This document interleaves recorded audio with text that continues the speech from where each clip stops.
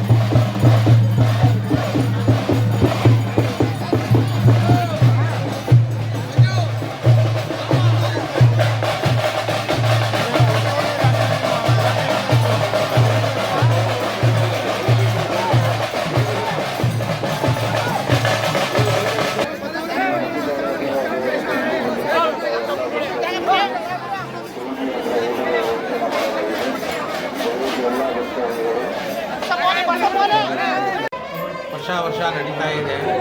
ಇಲ್ಲಿ ನಾಗರೋತ್ವನಿ ಮಚ್ಚೆ ಗಾಯ ಎಲ್ಲ ಹುಷಾರಾಗುತ್ತೆ. ಇಲ್ಲಿ ಎಂಥ ಗಾಯಗಳಿದ್ದರೂ ನಾಗರಗಳಿದ್ದರೂ ಚೆನ್ನಾಗಿ ಹುಷಾರಾಗುತ್ತೆ. ಇಲ್ಲಿ ನಾಗರವತ್ತ ಅಂತಂದರೆ ನೆಲೊಪ್ಪತ್ತು, ಕಲ್ಲೊಪ್ಪತ್ತು ಮತ್ತು ಎಲೆ ಒಪ್ಪತ್ತು. ಇದನ್ನು ಬಿಟ್ಟರು 21 ದಿವಸ ಒಪ್ಪತ್ತು ಇರಬೇಕು. ಒಪ್ಪತ್ತು ಇದ್ದು 21 ದಿವಸ ನಾವು ಕೊಡುವಂಥ ಮತ್ತೀಚಕ್ಕೆ ಉತ್ತದ ಮಣ್ಣು ಪ್ರಸಾದನ ಕೊಬ್ಬರಿ ಎಣ್ಣೆಯಲ್ಲಿ ಹಚ್ಕೊಂಡ್ರೆ ಇದು ಕಂಪ್ಲೀಟಾಗಿ ಹುಷಾರಾಗುತ್ತೆ. ಏನು ವೈದ್ಯರು ಏನು ಬೇಕಾಗಿಲ್ಲ. ಇದಕ್ಕೆ ನಾಗವೈದ್ಯ ಅಂತ ಅಂದ್ಬಿಟ್ಟು ಇಲ್ಲಿ ನಾವು ಮತ್ತೀಚಕ್ಕೆ ಮತ್ತು ಉತ್ತದ ಮಣ್ಣು ಎರಡೂ ಅದನ್ನು ಕೊಡ್ತಾ ಇರ್ತೀವಿ. ತುಂಬ ತಲಾಂತರದಿಂದ ಬಂದಿದೆ ವಾಡಿಕೆಯಾಗಿ.